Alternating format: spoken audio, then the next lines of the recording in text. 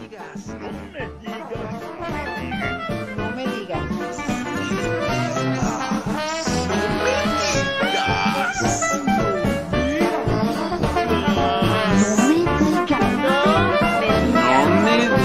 Café con sabor amargo. Señores, gracias por estar con nosotros como cada martes, 10 de la mañana, con don Luis Correa Mena. Don Luis, gracias nuevamente por estar con toda la gente que nos hace el favor de ver, Luis. Me da mucho gusto que la gente nos siga, que la gente ya opine, que nos critique, que nos digan lo que quieran, pero sin embargo nos da mucho gusto que esa gente sea cada vez hasta mayor. Que nos dicen hasta que los sapos salen después de la lluvia, ¿no? No, la verdad. Muy buenos días a todos, muy buenos días, Gerardo, a la producción, buenos días al auditorio que nos ve. Gracias. No, pero Luis, hay muchos temas interesantes. Y hay dos temas que yo quisiera platicar, Luis, contigo. Y es, primero, cómo vamos con la pandemia, que es importante por el mal manejo que se le ha dado. Y ya parece un chiste el pobre Gatell, que empezó bien, el subsecretario, y resulta que no se mezcló tanto la política y cayó en el juego de perverso de la 4T, que ya parece un chiste, como ya nadie le crea, por desgracia, y eso es malo para Gatell. Y la otra, mañana se cumplen 2 años de la presencia, de la llegada, del triunfo de la cuarta transformación, y es un tema que me gustaría también platicarlo contigo. Don Luis, gracias. Bueno, pues si quieres empezamos con la pandemia. Yo tengo una imagen diferente, la que tú señalas, de que López-Gatell empezó bien. Yo creo que conforme fue apareciendo, lograron hacerlo como el gran comunicador de un tema que no iba a terminar bien. O sea, yo creo que lograron promover una imagen de una persona, independientemente de los altibajos comunicacionales y la escasez de certeza en materia de cifras, en materia de pronósticos, en materia de acierto en el tratamiento de la pandemia en México, tuviera una buena imagen que se ha ido cayendo conforme las cifras han aumentado, que se ha ido cayendo conforme las cifras se han acreditado mentirosas o diferentes de la realidad, cuando menos, que se ha ido cayendo en la medida que ha tenido que negar sus afirmaciones de antes, que los pronósticos no se han cumplido, etcétera, etcétera. Pero yo quisiera empezar, Gerardo, si me permites, partiendo del programa pasado donde yo hablaba de la comunicación amable que poco ha propiciado que el ciudadano entienda la situación en la que está de gravedad en el tiempo que la pandemia durará en México, ¿no? Y resulta que a raíz de esos comentarios nos faltó el comentario en el Facebook que nos dijera o pues usaba o que hacía un énfasis en la culpabilidad de parte del gobierno y señalamientos como que los culpables han sido los ciudadanos, etc. Yo quisiera hacer un repaso rápido lo que permite el programa, de todo este tiempo que llevamos en la pandemia, cómo empezó y en qué estamos. En primer lugar, cuando esto empieza a finales de febrero, se señala que México estaba preparado desde los últimos meses del año anterior para enfrentar esto, ¿no? Entonces, pues desde ahí nosotros vimos con escepticismo las primeras comunicaciones oficiales y vimos con espanto, de alguna manera, al ver, gracias a la comunicación que hay mundial hoy, de ver los estragos que la pandemia estaba ocasionando en países asiáticos y europeos, específicamente en China, en Italia y en España, veíamos con espanto que la conducción de este país para enfrentar la pandemia subestimaba los efectos de la pandemia. O sea, a ver, independientemente que yo quiera o no quiera echarle la culpa, son hechos que están ahí grabados en la historia de este país, en la historia gráfica de este país, en la historia textual, retórica del gobierno, donde el gobernante, el principal, el presidente de la República, Andrés Manuel López Obrador, conminaba a continuar con la vida de manera natural, que esto ni a gripa llegaba, que no había que aislarse, que no había que usar ningún instrumento que aumentara la higiene, etcétera, etcétera. Entonces, es un hecho que el gobierno, en boca del presidente, nada más ni nada menos, que es el principal comunicador del gobierno federal, nos conminaba a no darle demasiada importancia al tema. Incluso yo, en algunos programas contigo, Gerardo, he señalado que el propósito era, de alguna manera, que el problema existiera, se desarrollara, creciera para intereses políticos. Pero más allá de juicios de valor o de intención de parte del Ejecutivo, ¿por qué lo hizo? El hecho es que lo hizo. El hecho es que el Ejecutivo Federal desestimó totalmente la importancia de esta pandemia, a decir del presidente. En segundo, podríamos pensar en cómo de alguna manera se pretendió encarar la pandemia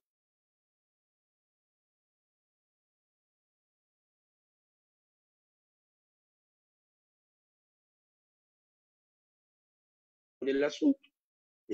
Hubo en expresiones claras y exactas y concretas del encargado de decirnos y el encargado de enfrentar la pandemia por parte del Ejecutivo Federal, Hugo López-Gatell, expresiones específicas como si hay un niño enfermo, hágase la prueba o no, el tratamiento va a ser el mismo.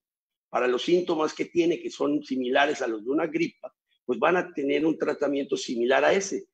Se determine que es o no es enfermo de COVID. Entonces, dicen los especialistas que en buena medida el enfrentamiento de la pandemia fue planteado de manera equivocada desde el principio.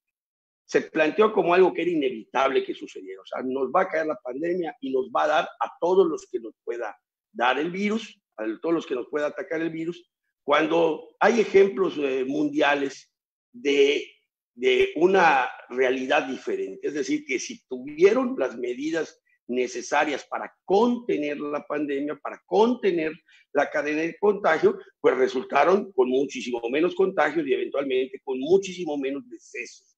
De alguna manera se explica, los que saben incluso de epidemiología, saben de procesos de investigación, saben de seguimientos de epidemias y demás, que el enfrentamiento o la manera que se trazó el gobierno federal inicialmente para atender la pandemia en México fue de seguimiento, no fue de contención de la pandemia.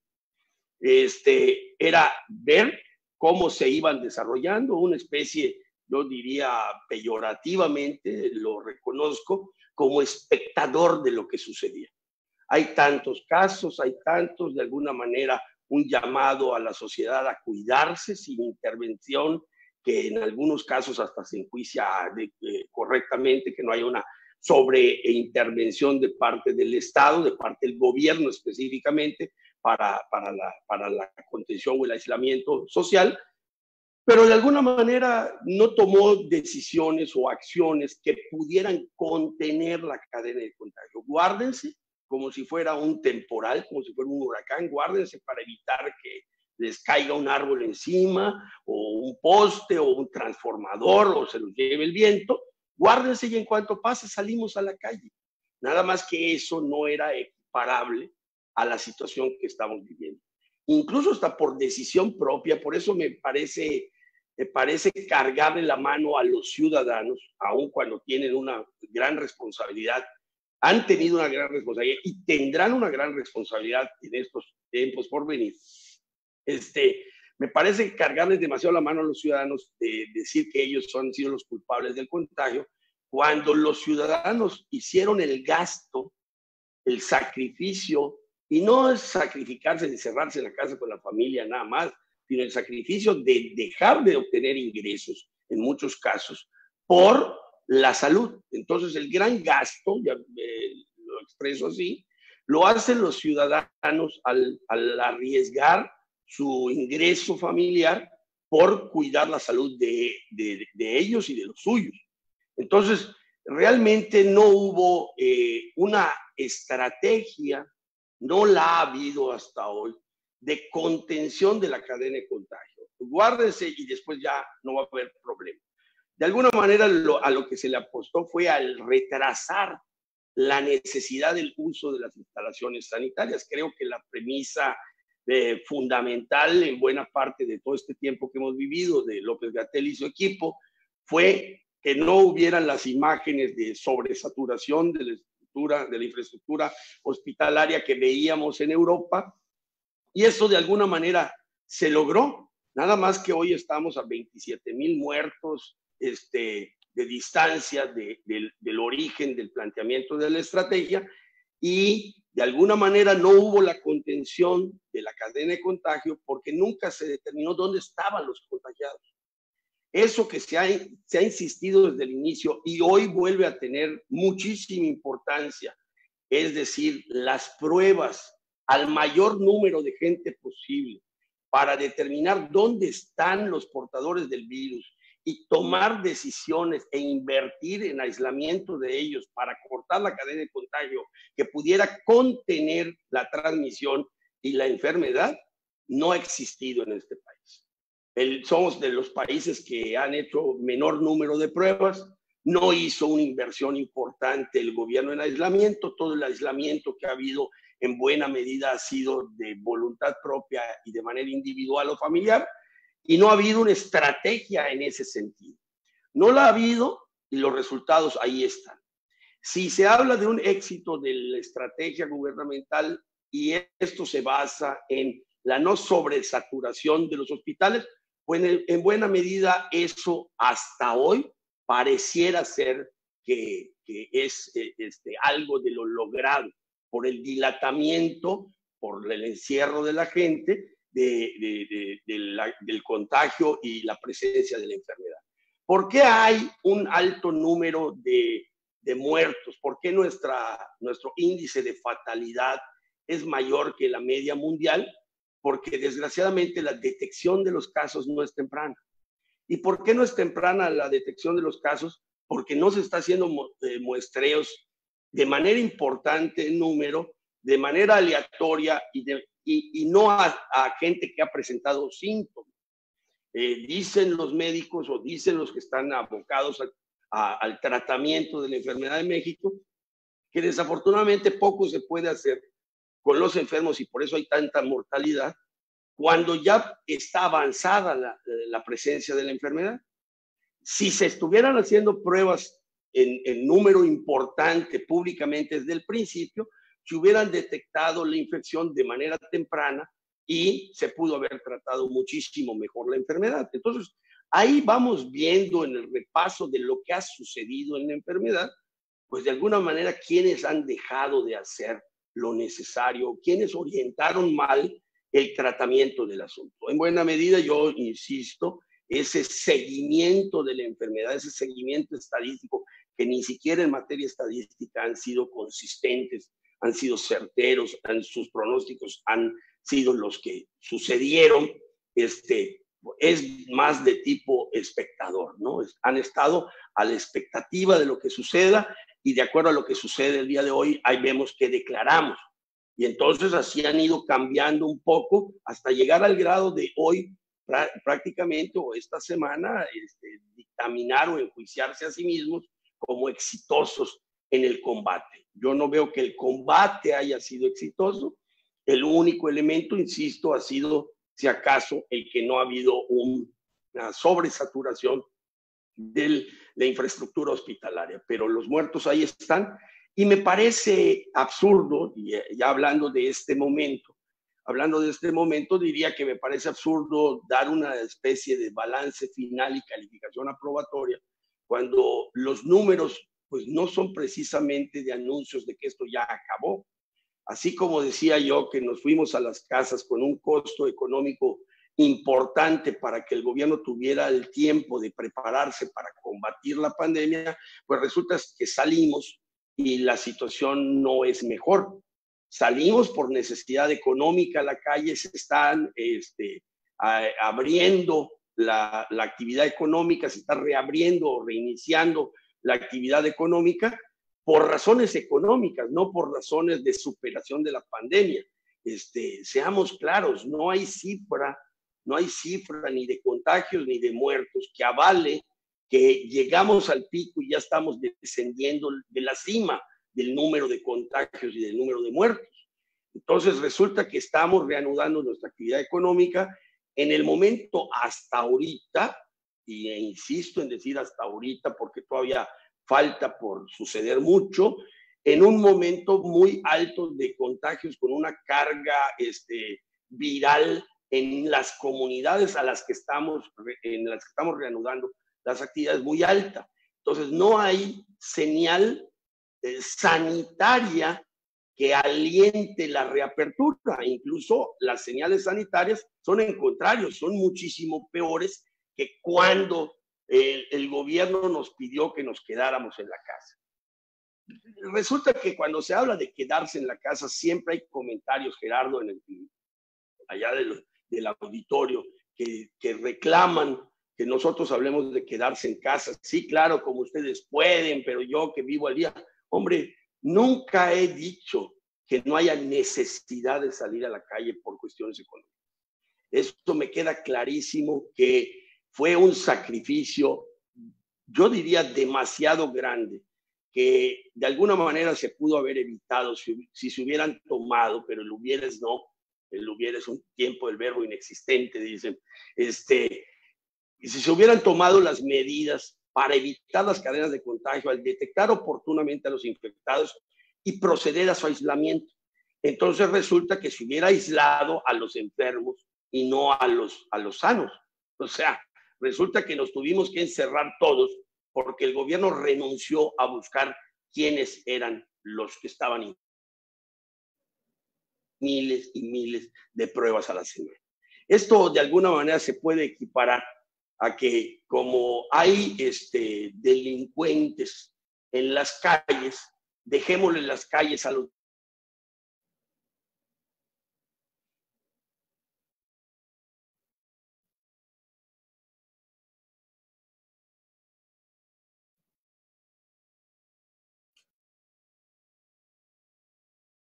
Sí.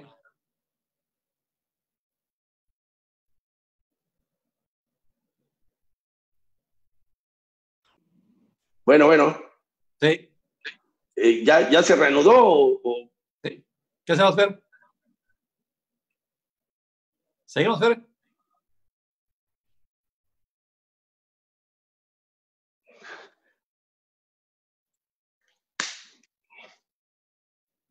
¿Ya? Sí, estamos. Sí, sí, eres. ¿Y qué pasó? Se cayó tu internet, pero después renderizamos, Fer. No hay problema. ¿Qué pasó? ¿Seguimos transmitiendo entonces? Sí, normal. Correcto. Perdón por las fallas técnicas al auditorio. Es un asunto de señal en el sitio donde yo me encuentro. Entonces, no se han hecho las pruebas. Sigue habiendo de alguna manera la falta de detección oportuna de quienes están infectados y entonces el sacrificio lo estamos teniendo que hacer todos. Y decía lo de quedarse en casa, que no resulta nada fácil y que por qué se menciona. Se menciona para los que puedan quedarse en casa. A ver, no se dice que no se le está pidiendo a quien necesita salir para mantener a sus familias que deje de hacerlo. Pero lo que sí es un hecho es que en el momento de hoy tenemos que ser mucho más cuidadosos con las medidas de higiene, con las medidas sanitarias, para al salir a la calle evitar estar contagiados y llevar ese virus, ese contagio a nuestras familias, a nuestra casa. Eso es lo que sí hay que hacer, porque decía yo hace un momento, la carga viral en nuestra comunidad es mayor. Eso dicen todas las cifras, independientemente de qué bando político seamos. Hay más contagios, hay más muertos. E incluso ni siquiera debiéramos tomar en cuenta el número de contagios, porque tiene mucho que ver con el número de pruebas que se hagan. Realmente, si tú haces más pruebas, va a haber más número de contagiados. Si tú haces muchísimas pruebas, lo que sí sucedería es que baje el nivel o el número proporcional de infectados de acuerdo al total de la población. Como solo le estás haciendo pruebas a los que presentan síntomas, casi solo a estos, o a los que exigen que se les haga la prueba porque se sienten mal, pues en realidad el índice de infectados o el porcentaje de infectados de los que se les hacen las pruebas es muy alto. Por ejemplo, acaba de abrir la Volkswagen de Puebla. Oye, Luis, Luis, disculpa, una pregunta acá. Pero el problema de todo lo que está pasando, Luis, es que ahora ustedes, los ciudadanos, tienen la obligación de cuidarse, ¿eh? Yo ya les dije que se encierren, no se encerraron y ya dije que salgan, está saliendo todo el mundo. Entonces, si les pasa algo, ya no es nuestra culpa como gobierno. O sea, son ustedes porque deben seguir estando encerrados. Pero lo que voy a esto, esta campaña de estar encerrados también va una campaña económica, porque realmente nunca el gobierno federal se preparó ni hizo una campaña o hizo un programa para apoyar a toda la gente, a todas las microempresas, Luis, que realmente ahorita están pasándoles de Caín. Entonces, ¿cómo vas tú, como ciudadano, no querer salir, no querer realmente evitar que sigas derrumbando tu negocio, cuando ves por parte del gobierno que te dice, tú haz lo que quieras, ya está? Yo te dije, no te cuidas, friégate. Y eso está grave eso. A ver, me parece que por un lado sí es necesario que el ciudadano entienda que debe cuidar. Eso sí, es un seguro. Hecho. Pero el gobierno lavarse las manos de sus responsabilidades y traspasárselas al ciudadano me parece una irresponsabilidad enorme. En primer lugar, porque los recursos que él maneja son de la sociedad, son del pueblo. Entonces, si los recursos que tiene para su administración el gobierno no son usados para resolverle los problemas a la gente, a los mexicanos, pues entonces, ¿para qué sirve? Si yo tengo un problema de salud y tengo un quebranto económico por necesidad de cancelar mi actividad por la pandemia y no tengo al gobierno a mi lado para poder aguantar o poder sobrepasar o superar esa situación, el gobierno está siendo omiso en su responsabilidad, que eso es ser irresponsable. Si tú no cumples con tu responsabilidad, estás siendo irresponsable. Lavarse las manos y transferirle la responsabilidad de esta pandemia al ciudadano. Si se pierden empleos es culpa de ustedes, y si se mueren es porque no se cuidaron. Híjole, entonces no tenemos gobierno. Esa es una realidad, independientemente que a un servidor le caiga o no le caiga bien a Andrés Manuel. Eso no tiene que ver. Yo enjuicio el hecho, el acto, la decisión, el pronunciamiento de parte del gobierno, la actitud. ¿Actúa con responsabilidad o con irresponsabilidad? Hoy mismo, te digo, esta semana está anunciando como si fuera un balance final, ya terminó la pandemia. Esa es la comunicación que de alguna manera ha venido desde el gobierno. Ya tuvimos un éxito, no hay sobresaturación de los hospitales. Es un éxito nuestro combate a la pandemia. ¿Cuál? ¿Cuánto pensaron que, como al principio empezaba a haber muy poco infectado, al menos en las cifras oficiales, y muy pocos muertos? No pensaron o nunca estimaron o no nos lo dieron a conocer que el asunto iba a llegar a este nivel, ya a 27,000 muertos, y al paso que vamos, desgraciadamente, vamos a rebasar a los países que eran parámetro de mal manejo de la pandemia, como fue Italia y como fue España. Estamos a punto de alcanzarlos en el número de muertos, pero ellos están a la baja, nosotros estamos a la alza. Que eso es lo que hay que entender claramente todos los ciudadanos, y el gobierno parece que no lo entiende y no transmite eso a los ciudadanos. Porque la reactivación económica, yo lo he dicho, lo he comentado y quiero ser más enfático en eso. La reapertura económica o la reactivación de actividades, o la reanudación de actividades, perdón, está basada única y exclusivamente en las necesidades económicas, no en las condiciones sanitarias. No hay condición sanitaria, o sea, no hay mejoría, no hay mejores datos hoy, no hay menos carga en la comunidad hoy que hace 2 meses que estábamos encerrados en las casas. Entonces, si hace 2 meses me decías quédate en tu casa y se cierra el negocio, y hoy me dices ya no te tienes que quedar en tu casa, si puedes sal, reanuda tu negocio, ya son más los negocios que van a poder abrir, pareciera ser que las condiciones sanitarias pues han mejorado. No, lo que empeoró fue las condiciones económicas, pero también empeoraron las condiciones sanitarias. Entonces resulta que estamos reanudando actividades con mayor riesgos de contagio, con mayor riesgos de muerte. Entonces no estamos al final del problema, estamos en una etapa muy grave del problema, y lo peor para mí, Gerardo, auditorio, es que no hay, salvo que suceda un milagro y que de repente el virus se canse de golpearnos, por razones extra conocidas, desaparezca, no hay ninguna acción o decisión que se esté tomando en este momento mejor o mayor para contener la propagación del virus y que haya más muertes. A ver, hoy hay menos medidas de control que las que había hace 2 meses. Hoy hay menos actitud de cuidado de parte de la gente que la que había hace 2 meses. Hoy el gobierno da por ya terminado su trabajo en buena medida respecto al combate a la pandemia y se autocalifica como exitoso. Entonces dime tú, en una lógica simple, si hay acciones o decisiones hoy más severas, más drásticas, más radicales y más efectivas sobre todo, para que disminuya la presencia del virus, que disminuyan los contagios y disminuyan las muertes. Yo a simple vista no las veo, y entonces por lógica digo, esto no solo no ha terminado, sino va a empeorar.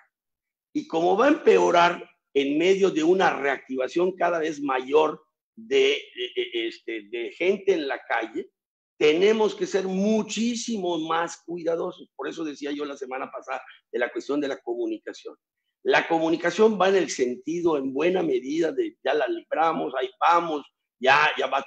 ¿Por qué? Porque todos estamos esperando que llegue el final. Y el final no ha llegado. Todavía está increciendo esto. Todavía no ha llegado el final. Todavía no. Cuando la gente dice, bueno, ya llegamos al pico. ¿Cuál es el pico? El pico solo se puede determinar cuando empieza a ver la bajada. Y la bajada no hay. En nuestro estado es claro que ya hay una consistente en el número de muertos. Y cuando se habla de lo que pasa es que estamos haciendo más pruebas, eso de más pruebas aumenta el número de contagiados, pero las pruebas no aumentan el número de muertos y las pruebas no aumentan el número de gente hospitalizada. Si está aumentando el número de muertos y el número de gentes hospitalizadas, quiere decir que el virus está más fuerte de lo que estaba hace un mes. Porque durante el último mes hemos tenido, tanto a nivel nacional como a nivel local, un tanto de muertos similar a los que se tuvieron en la suma de todos los meses anteriores, de los 70 días antes del 1 de junio, llamado el Día de la Nueva Normalidad.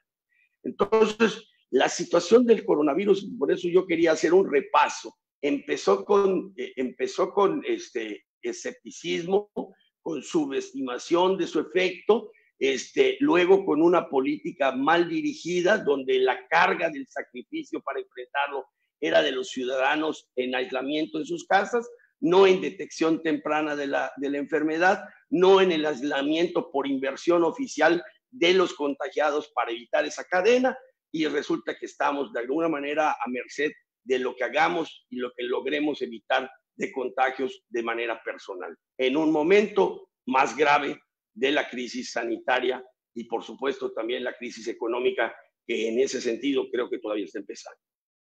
No, pero además no pasa nada, ¿no? Porque además mañana se celebra el triunfo de Andrés Manuel, ya, y ¿cómo se llama? Y México va bien, o sea, todos los logros que se han logrado en contra de la corrupción, en contra del mal manejo, la recuperación económica está hacia arriba, los datos que tiene él, vamos muy bien. Entonces, ¿qué puede importar el coronavirus cuando realmente México cada día está mejor? Bueno, no, bueno, en primer lugar, ya no hablando de qué ha sucedido, sino en el juicio político o juicio que yo tengo al respecto del coronavirus, cuando tú hablas, si todo va bien, bueno, para ellos va bien porque les ha sido útil el coronavirus para secar la economía y que ellos puedan asumir mejor el control de la gente necesitada. Pero bueno, yo no espero nada distinto de parte del gobierno al cumplir sus 2 años de asunción al poder de lo que ha sido en todas las materias. Hombre, ¿qué va a pasar? Lo mismo que está pasando ahorita al enjuiciar su trabajo en el coronavirus, un éxito. Entonces tú puedes ver más delincuencia, más violencia en el país, pero ellos van bien, ellos dicen que van bien. Ves restricción en las inversiones, pero van bien. Ves dilapidación de recursos, pero van bien. Ves problemas en el suministro de medicinas, en la atención a las mujeres, en la atención a los niños, pero ellos van bien. Entonces resulta que no importa que la realidad niegue el éxito de este gobierno, ellos van a autocalificarse como que están haciendo el mejor gobierno que ha habido en este país. No va a suceder algo diferente respecto a lo que vimos esta semana de su juicio del combate a la pandemia. Pero los muertos, ahí están. Las necesidades, ahí están. El aumento del desempleo, ahí está. La falla en el combate al huachicol, ahí está. La corrupción de sus funcionarios, ahí está. Y seguirán señalando el error en campo ajeno, el defecto en el otro. Jamás reconocer sus errores y difícilmente con un gobierno que no reconoce que esté equivocado y que le está haciendo daño al país, habrá corrección. Don Luis Correa, gracias y hasta el próximo martes. No me digas. No me digas. No me digas. No me digas.